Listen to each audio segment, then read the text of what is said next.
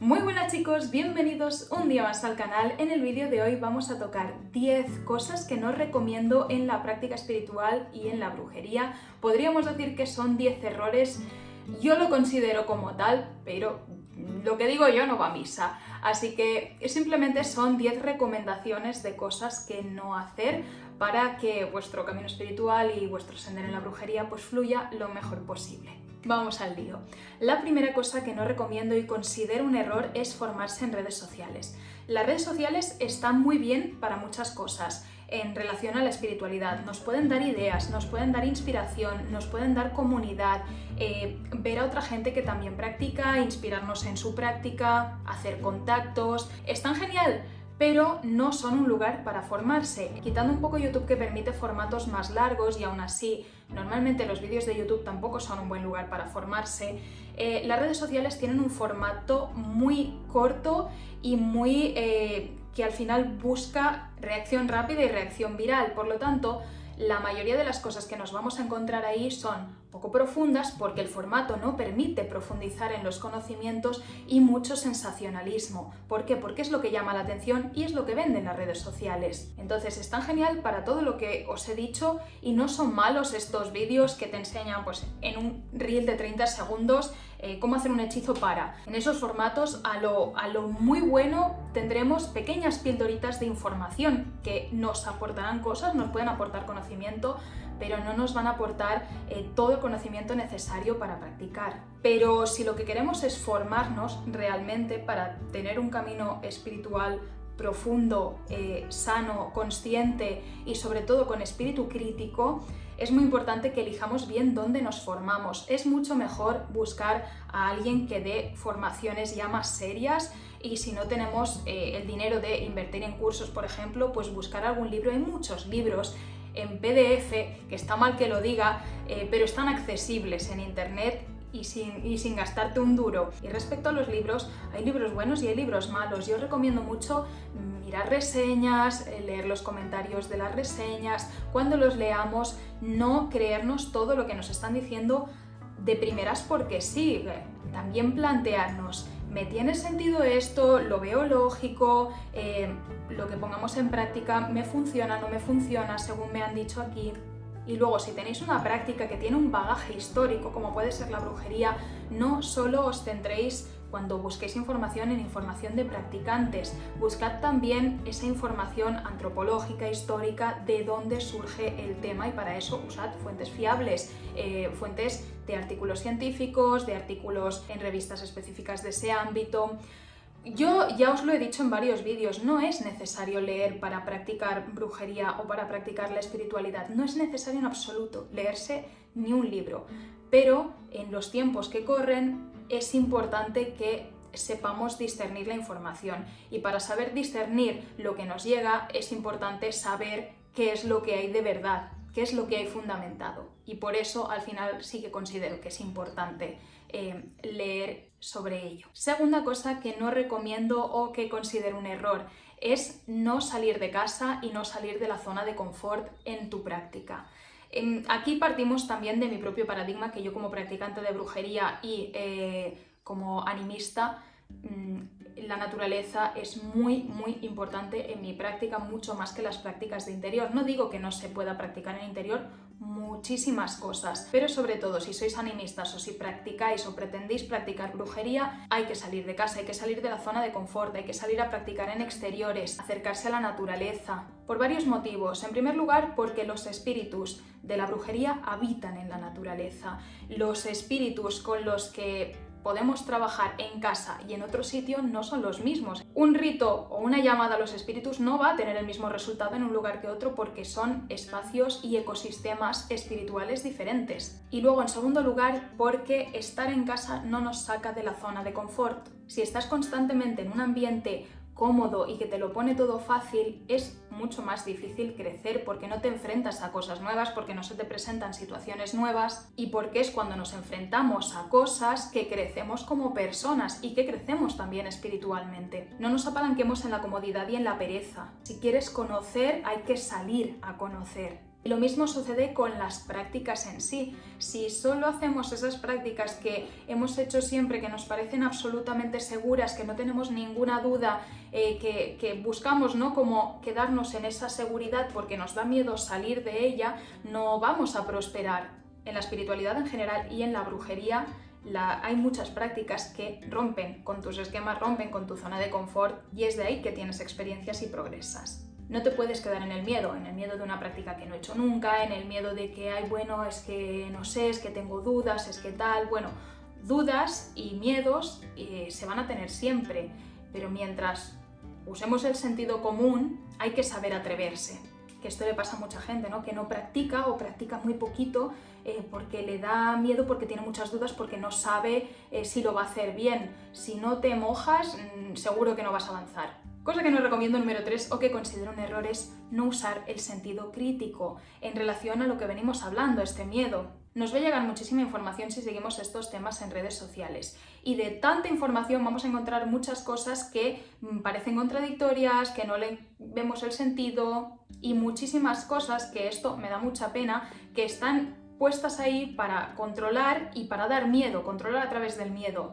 No hagas esto porque te puede pasar algo horrible, no hagas esto otro porque vas a arruinarte, no hagas esto otro porque vas a llamar a los malos espíritus, no enciendas una vela porque llamas a malos espíritus. A ver, hostia, usemos el sentido común. Yo sé que mucha gente es muy joven y pues cuando eres joven eres más crédulo a veces en ciertas cosas, pero de todo lo que nos digan no nos lo creamos a pies de juntillas porque sí, porque te lo han dicho. Plantéate siempre ¿por qué? ¿Por qué no puedo encender una vela porque llama a los malos espíritus? ¿Por qué no puedo encender una vela si las velas han servido para iluminarse a lo largo de toda la historia y no por eso llamaban a los malos espíritus? Ya cuando preguntamos el por qué y usamos la lógica, vemos que no tiene sentido. Y así entendemos cuando algo forma parte de un paradigma mágico que nosotros decidimos confiar en este paradigma y ya está, y seguimos, digamos, estas reglas o creencias o directrices, y cuando algo es pura superstición sin lógica. Hay mucha gente que vive de meter miedo en redes a los demás y que se lucran de ello. Si haces esto te va a pasar algo malo, no hagas esto, no hagas lo otro, solo si compras mi curso vas a saber hacerlo bien y no te va a pasar nada, yo te voy a ayudar, tal.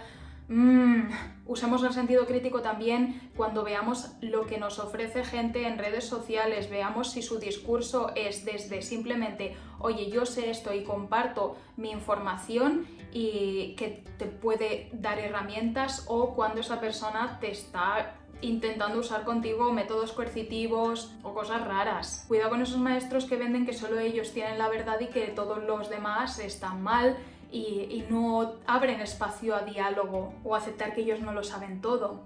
Cosa que no recomiendo o que considero un error número 4, pensarse que las cosas van a salir bien a la primera. Esto es un error que yo cometo muchas veces porque soy una persona muy exigente conmigo misma y que, bueno, a lo largo de mi vida pues he sido muy competente en muchas cosas, y cuando algo se me atraviesa que me cuesta un poquito más de lo normal, pues ya es como, pues ya esto no, yo no sirvo para esto, me lo tomo como un fracaso personal, cuando la realidad es que las cosas necesitan práctica para desarrollarte en ellas y para funcionar y para aprender, y no pasa nada. Entonces, si vamos a hacer un ritual o vamos a hacer una práctica y el resultado no es el esperado a la primera, no pasa nada, lo volveremos a intentar, si vemos que por aquí no nos funciona, pues cambiaremos el método, probamos otra cosa y no pasa nada. Pensemos que cualquier deporte, habilidad, tal, requiere de práctica. Así que a practicar mucho sin miedo al fracaso, porque si tenemos miedo al fracaso, pues dejaremos de practicar por no enfrentarnos al fracaso, y entonces sí que no prosperaremos. Cosa que considero un error número 5, y esta es muy basada en mi experiencia, es que a la hora de hacer un ritual no dedicar suficientemente tiempo a la preparación previa. Para que un ritual funcione, para que sea significativo, tenemos que estar centrados en lo que estamos haciendo. Y si venimos de hacer nuestras actividades rutinarias de todo el día y de tener 1000 cosas en la cabeza y nos ponemos inmediatamente a hacer algo, no vamos a estar centrados en ello, no vamos a estar realmente alineados con lo que queremos hacer. No tengáis prisa, y sobre todo cuando es un rito pues que queréis hacer algo guay, ¿no? una preparación previa larga, llegar al sitio, por ejemplo, nosotros cuando practicamos en exteriores, aquelarres y todo eso. Llegar al sitio con la calma, dar un paseo, dedicarse cada uno, si practicamos en grupo, un rato por su cuenta para pensar, para centrarse, para relajarse, para meditar un poco, para mirar el entorno. Y cuando a lo mejor han pasado 15-20 minutos, incluso media hora, no pasa nada. Cuando de verdad estamos centrados, estamos tranquilos, la cabeza se nos ha serenado y hemos conseguido romper un poco con toda la dinámica que llevábamos del día, entonces es ya cuando sí que nos podemos poner a ello. En este sentido también, no dedicar suficientemente tiempo al trance. Aunque seamos principiantes y no dominemos técnicas de trance y no dominemos el tema de entrar en trance, al menos un estado tranquilo, sereno, calmado y ir practicando estas técnicas de trance está genial, porque los estados alterados de conciencia son muy importantes para percibir ese mundo espiritual o tener experiencias que se salgan de nuestra realidad ordinaria. Entonces no corramos, tómate el tiempo que necesites. Si necesitas meditar 20 minutos en lugar de 3 minutos, pues tómate ese tiempo. Si estás escuchando la música de un tambor, o si estás bailando, o si te estás meciendo, o si estás usando una técnica de respiración, da igual, date tu tiempo sin ninguna prisa. Y cuando sientas que estás en un estado que ahora sí, pues entonces te pones a ello. De verdad os digo que de seguir este consejo, el cambio en cómo se sienten los rituales y en lo transformadores que pueden ser es muy grande. Cosa que no recomiendo, número 6, no dedicarse tiempo después de una práctica o un ritual. Si nosotros, tal cual hemos terminado la práctica, nos metemos en Instagram o ya nos ponemos como locos a seguir con lo que teníamos que hacer, o ya nos ponemos a hablar de una cosa que no tenga nada que ver, yo creo que nos perdemos la oportunidad de integrar un poco y de volver a la realidad poco a poco eso que ha pasado en el ritual. Muchas veces los efectos del rito son sutiles y es importante cuando regresamos, cuando terminamos, dejar que se integren, prestar atención a nuestras sensaciones, a nuestras emociones, y muchas veces incluso respuestas que hemos pedido o algún mensaje puede llegar después de haber terminado el ritual, un ratito después. Entonces prestémonos atención. Yo sé que hay otros paradigmas que dicen, no, cuando terminas un hechizo, cuando terminas un ritual, tienes que volver a la realidad, come, haz algo que te centre a tierra, habla de algo que no tenga nada que ver. Yo digo sí, pero después de al menos 15-20 minutitos de estar tranquis y dejar que se integren las cosas. Y luego ya sí retomamos nuestra actividad habitual. También lo digo porque a veces cuando estás en ese trance del ritual y de pronto cortas y tienes que volver a la realidad ordinaria, es una sensación muy desagradable. Es como que la mente todavía está un poco volada y no... ese aterrizaje forzoso no es agradable la sensación, así que bueno. Cosa que no recomiendo, número 7, o que considero un error, es perderse en las formas. Hay rituales que son más simples y rituales que son más complejos. Hay prácticas que hacen ritualística más elaborada y hay prácticas que menos, y no pasa nada, ninguna de las dos cosas es mejor que la otra. Lo que sí que es importante es que el rito sea sincero, que cuando estemos haciendo el rito estemos realmente en ese estado mental ritual de lo que estamos haciendo, que lo que estamos haciendo nos esté resonando y lo estemos sintiendo sincero y genuino. Y es así como se siente que un rito es transformador.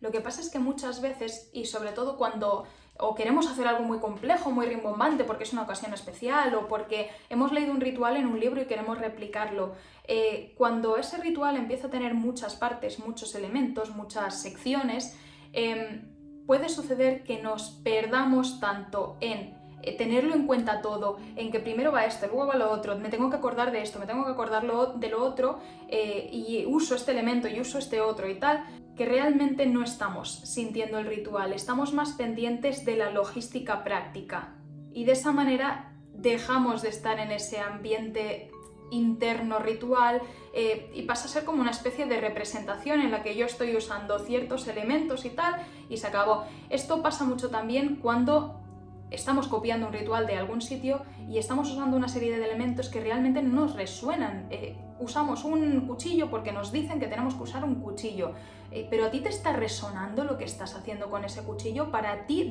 tú realmente sientes que cuando haces así con ese cuchillo estás cortando esa energía o lo que se suponga que tiene que estar haciendo, o lo estás haciendo simplemente porque te dicen que se tiene que hacer así y ya está. Todo lo que hagas en un ritual te tiene que tener sentido interno, a ti. Y no solo tienes que entender el por qué se hace así, sino tienes que sentir que se está haciendo así. Así que no te pierdas en las formas. Si te pierdes en las formas porque hay demasiadas cosas, demasiadas partes, porque no acabas de entender por qué se hace así, hazlo mucho más simple. Hazlo más simple, pero que lo que hagas se sienta sincero y que todo te tenga sentido, no solo a nivel lógico, sino también a un nivel emocional y espiritual, que tú lo sientas.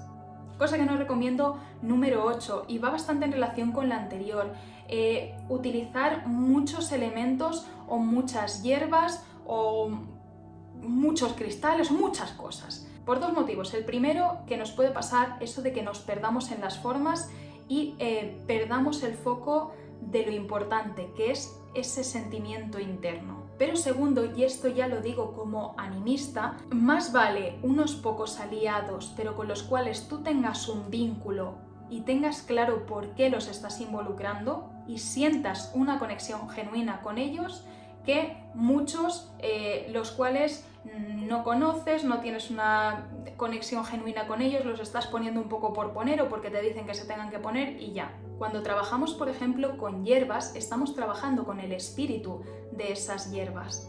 Y si logramos conectar con ese espíritu, el resultado va a ser mucho más transformador y mucho más notable. Pero conectar con ese elemento, con ese espíritu, con esa hierba, lleva gasto energético, lleva tiempo, lleva todo, ¿no? Es como que tienes que dedicar pues lo suyo durante el rito para conectar, conjurarlo, despertarlo, involucrarlo, y trabajar así, con esa profundidad, no se puede hacer en un mismo rito con 50.000 cosas. Así que más vale dedicarle ese tiempo y esos recursos a generar conexiones genuinas que no a seguir utilizando las hierbas o los otros elementos como meros productos de consumo sin mayor profundidad.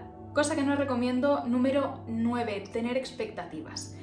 Y esto, bueno, realmente os iba a decir, en la brujería te las van a fastidiar sí o sí, pero creo que en la espiritualidad en general, muchas veces tenemos la expectativa, por lo que hemos leído, por lo que hemos visto que hacen otras personas, por lo que nos han contado, de que nuestra experiencia, cuando practiquemos algo que queremos hacer, va a ser tal o va a tener tal resultado, o nos vamos a sentir de esta manera, o nos va a suceder esto.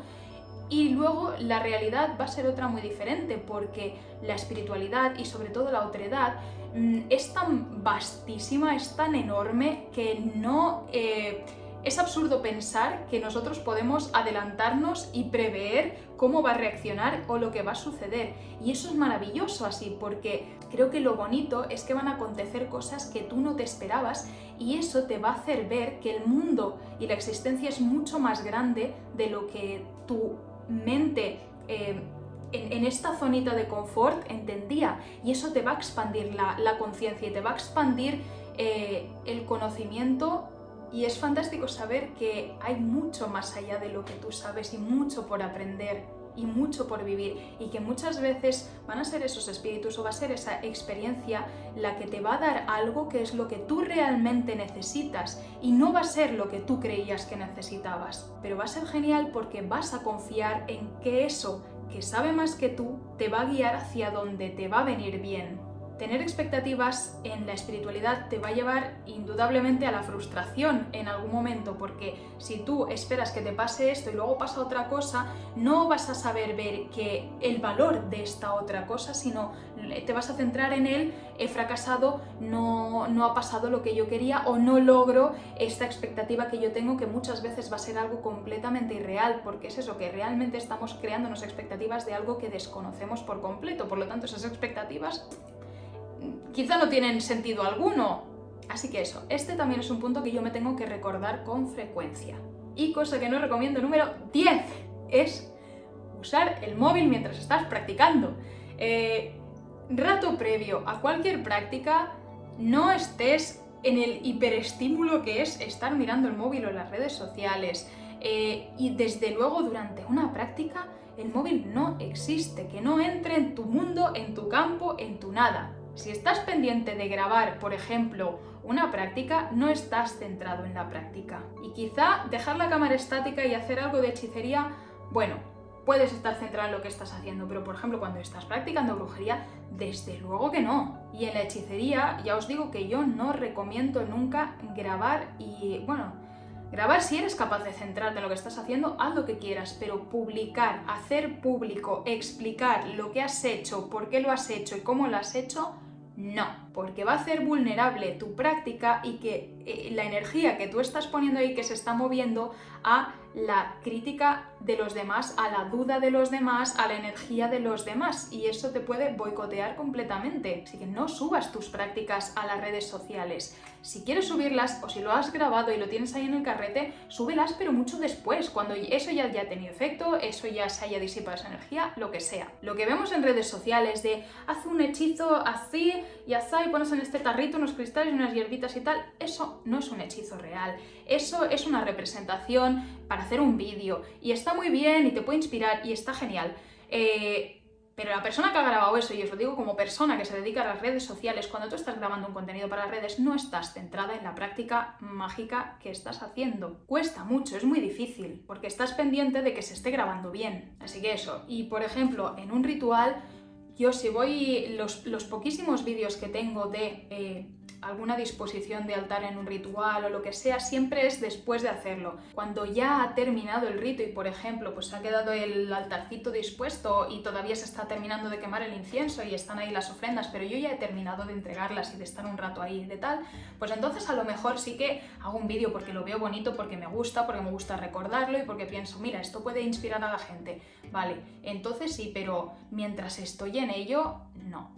Y no estoy demonizando el tema de subir las cosas a redes, ni estoy diciendo que la gente que lo hace esté haciendo algo mal, pero yo lo pienso como una cuestión de simplemente como en todos los otros aspectos de nuestra vida. Cuando nosotros tenemos una cita y vamos a cenar con una persona que queremos, no estamos mirando el móvil porque eso le está quitando atención a la persona y es una falta de respeto. O estamos centrados en una actividad que nos gusta mucho, como estoy pintando o lo que sea, no estamos mirando el móvil porque eso nos distrae de realmente poner la energía en eso que estamos haciendo. Y bueno chicos, pues estos son los consejos que os puedo dar de cosas que no hacer en vuestra práctica espiritual o de brujería.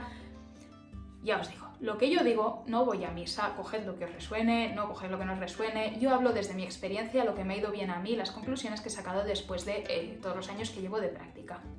Y si hacéis alguna de estas o conocéis a alguien que lo haga, pues no pasa nada, cada uno con lo suyo se gestiona y considera lo que está bien y lo que está mal. Así que nada, os recuerdo que tengo un Patreon donde cuelgo contenido sobre brujería, animismo, herbalismo mágico, un montón de temas así que con los que trabajo y que os puede gustar mucho. Os lo dejo por aquí abajito. En Patreon tengo un podcast muy guay también y lo tenéis acceso a todo y a todo lo que he subido durante estos años, que es un montonazo de contenido en profundidad sobre estos temas. Y cuesta solo 3 euritos al mes y podéis daros de alta un mes y os quitáis al siguiente y ya lo habréis podido ver todo. Así que bueno, eso. Muchas gracias por haber visto el vídeo chicos, espero que os haya gustado y nos vemos próximamente. Un abrazo.